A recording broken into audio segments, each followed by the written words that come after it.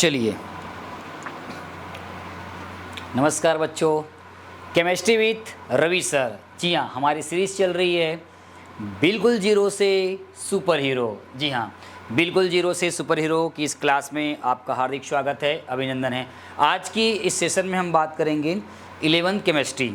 जी हाँ, मैं बात कर रहा हूँ 11वीं केमिस्ट्री के पहला चैप्टर, जिसका नाम है some basic of concept chemistry, जिसको हम लोग हिंदी में बोलते हैं रसायन की कुछ मूलभूत अवधारणाएं। जी हाँ, आज हम आज पहले चैप्टर के पहले टॉपिक लेकर आ रहे हैं, जिसका नाम है रासायनिक संयोग के नियम।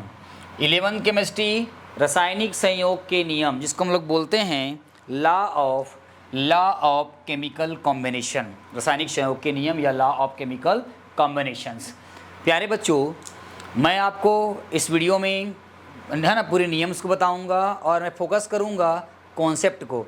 आप कॉन्सेप्ट को समझने का प्रयास करेंगे और अपने बुक से या और जो माध्यम होगा उससे पढ़ने का प्रयास करेंगे, लेकिन मेरा मेन जो फोकस रहेगा वो सिर्फ है आपके कॉन्सेप्ट को। ठीक है, तो देखिए, द्रव्यमान संरक्षण का नियम, मैं रासायनिक संयोग के नियम में पहला ले रहा हूँ। द्रव्यमान संरक्षण का नियम या इसी को बोलते हैं पदार्थ की अविनाशिता का नियम बोला जाता है, जिसको इंग्लिश से बोलते हैं law of conservation of mass.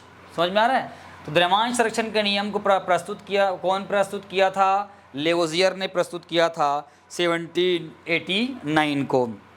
या कई किताब में इंग्लिश मीडियम में लोमोनोसो भी दिया हुआ है। ठीक है, आपको पता होगा, लेवोजियर के बारे में पता होगा।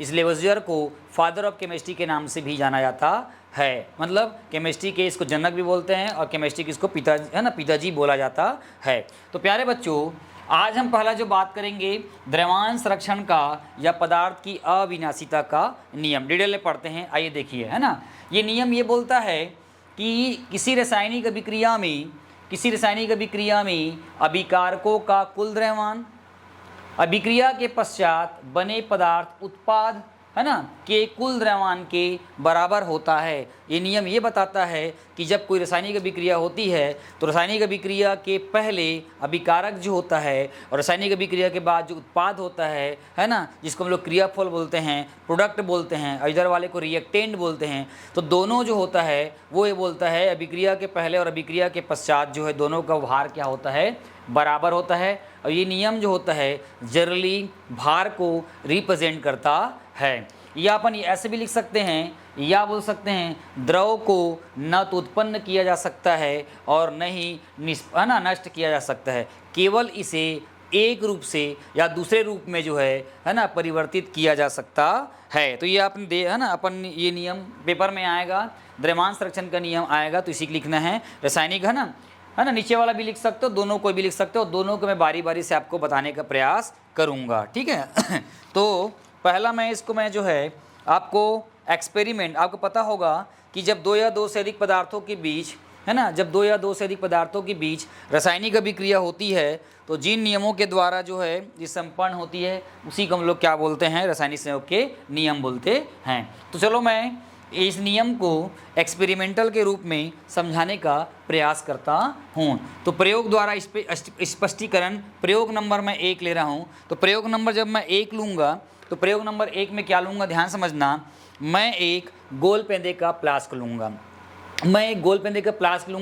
गोल पेंदे के फ्लास्क में उसके निचले भाग में रेत अर्थात सिलिका को मैं रख दूंगा। अब उस सिलिका के ऊपर जो है फास्फोरस का एक छोटा सा टुकड़ा रख दूंगा और उस गोल पेंदे के फ्लास्क को ऊपर से, है ना, जो कार्क लगा रहेगा उससे मैं क्या करूंगा, बंद कर दूंगा। बंद करने के बाद वो पूरे पात्र का कुल द्रव्यमान मतलब तौल लूँगा। तौलने के बाद देखूंगा कि उसमें कितना आ रहा है। ठीक है, ये गोल पेंदे का फ्लास्क है और मटेरियल भर के मैं क्या कर दूंगा, उसको तौल दूंगा। तौलने के बाद फिर उस पात्र को मैं क्या करूंगा, वायु की अधिकता में गर्म करूंगा। जैसे ही मैं इस पात्र को गर्म करूंगा, इस पात्र के अंदर रखा हुआ, है ना, फास्फोरस का टुकड़ा जो है वो वायु के संपर्क में आने से जलने लग जाता है। क्या हो जाता है, जलने लग जाता है। अब जैसे ही जलेगा तो इस पात्र के ऊपर में धूम्र इकट्ठा हो जाएगा, धूम्र मतलब धुआं इकट्ठा हो जाएगा, जो कि फास्फोरस के जलने से वो बन जाएगा फास्फोरस पेंटॉक्साइड बन जाता है।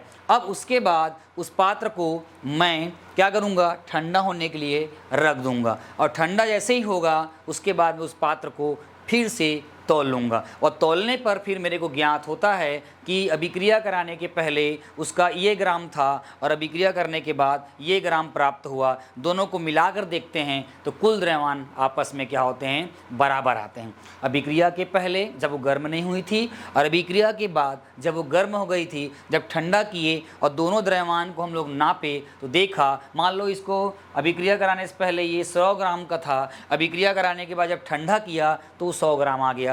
तो यहाँ पर हम ये देखें, क्या देखें कि किसी रासायनिक अभिक्रिया में अभिकारकों का कुल द्रव्यमान अभिक्रिया के पश्चात बने हुए उत्पाद के कुल द्रव्यमान के क्या होता है, बराबर आता है। अभिक्रिया के पहले और अभिक्रिया के बाद कुल द्रव्यमान जो रहता है क्या होता है, बराबर आता है। ये प्रयोग अब मैंने यहाँ पे लिख दिया है, फास्फोरस, यहाँ पर लिख दिया ऑक्सीजन, दोनों के योग से क्या बनेगा, फास्फोरस पेंटॉक्साइड बनेगा। या इसको ऐसे भी लिख सकते हो, ऐसे भी लिख सकते हो, 2 दूनी 4, ये देखो 4 आ गया और आपका 10, 5 दूनी 10। फास्फोरस जो होता है वो P4 के फॉर्म में लिखा जाता है, आपको पता ही होगा, ठीक है। याद समझ में आ गया, ये पहला प्रयोग था, ठीक है। दूसरा प्रयोग देखो बच्चों, दूसरे प्रयोग में क्या करेंगे, हम एक कांच की H आकार की नली लेंगे, कांच की H आकार की नली लेंगे, जिसमें से एक नली में सिल्वर नाइट्रेट विलयन और दूसरे नली में NaOH का विलयन, दोनों को क्या करेंगे, आपस में डाल देंगे। दोनों कांच की नली को आपस में जोड़ देंगे। अब जोड़ने के बाद जो है ना, जोड़ने के बाद जो है उस नली का, है ना, उस नली का फिर से हम क्या करेंगे, तौल के उसका द्रव्यमान या मास जो है अपन क्या करेंगे, कैलकुलेट कर लेंगे।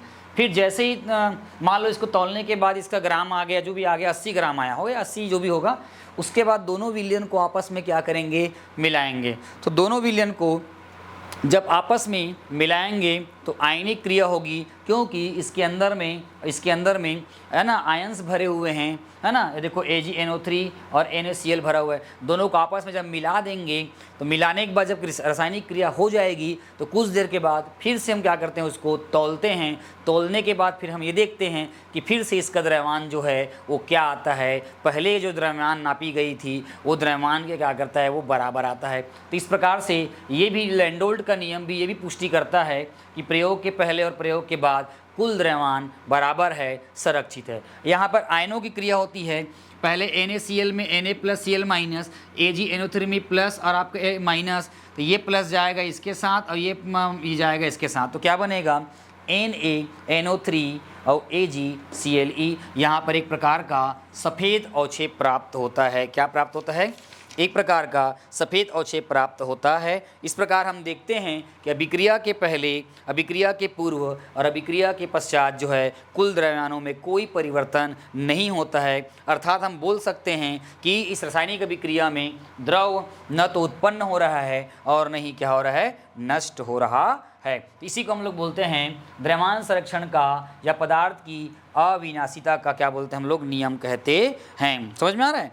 तो आपको पता होगा कि द्रव्यमान संरक्षण का जो नियम होता है वो रासायनिक, हमने कल बताया था कि रासायनिक समीकरणों को जो हमने संतुलित किया था वो भी द्रव्यमान संरक्षण के नियम को क्या करता है, बराबर, है ना, रिप्रेजेंट करता है। द्रव्यमान संरक्षण का नियम जो है रासायनिक समीकरणों पर क्या होती है, आधारित होती है, अपन ये जान सकते हैं। ध्यान देने वाली बात यहाँ पर यह है कि द्रव्यमान संरक्षण का जो नियम होता है वो नाभिकीय अभिक्रियाओं के लिए लागू नहीं होता या सत्य नहीं होता। क्यों नहीं होता आपको बताना चाहूँगा। भले ही इस प्रयोग में हमको ये देखने मिल रहा है अभिक्रिया की पहले और अभिक्रिया के बाद जो है कुल द्रव्यमान बराबर है, लेकिन नाभिक अभिक्रियाओं में क्या होती है कि जब रासायनिक अभिक्रिया होती है, विस्फोट होता है या संलयन होता है, तो उस दरमियान कोई न कोई ऊर्जा की क्षति होती है, कोई न कोई ऊर्जा की हानि होती है। तो ऐसे में ये जो नियम है वो जो है नाभिकीय, है ना, नाभिकीय जो अभिक्रिया होती है उसके लिए लागू नहीं होती, क्योंकि कोई भी प्रैक्टिकल जो होता है वो बिना प्रायोगिक त्रुटियों के संपन्न नहीं होता है। ठीक है।